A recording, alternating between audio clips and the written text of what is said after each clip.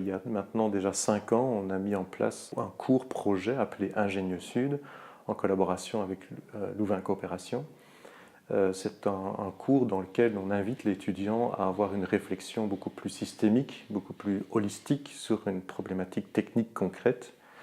Et il va devoir, je dirais, collaborer avec des personnes, des étudiants, des ONG, des entreprises du Nord et du Sud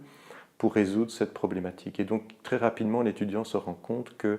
la seule question technique ou les seuls paramètres techniques sont tout à fait insuffisants pour apporter une véritable solution aux populations. Et donc c'est un peu cette approche que nous, on essaye maintenant d'appliquer au niveau de la recherche que l'on mène dans le domaine de la nanoélectronique,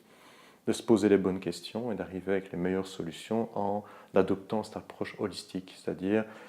non seulement regarder quels sont les matériaux qu'il faudrait peut-être utiliser pour répondre à une fonction électronique, mais au-delà de ça, c'est aussi réfléchir au modèle économique derrière ces objets, de réfléchir à la justice sociale, de voir un petit peu comment ces matériaux sont extraits, comment ils sont produits. Et donc il y a vraiment une dimension socio-économique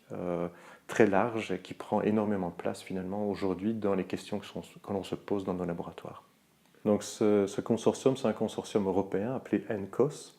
qui rassemble non seulement des scientifiques et donc des ingénieurs travaillant dans le domaine de la micro et de la nanoélectronique, mais pas uniquement. Il y a aussi des personnes, d'autres scientifiques venant de disciplines diverses, comme dans le domaine de l'économie,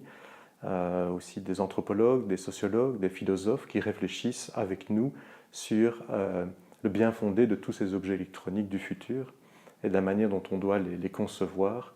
et les fabriquer et les utiliser. Mais également les utilisateurs finaux, c'est-à-dire les consommateurs. On essaie de leur donner un maximum la parole pour qu'ils puissent interagir avec nous, faire évoluer aussi notre vision des véritables besoins de notre société en termes d'objets communicants.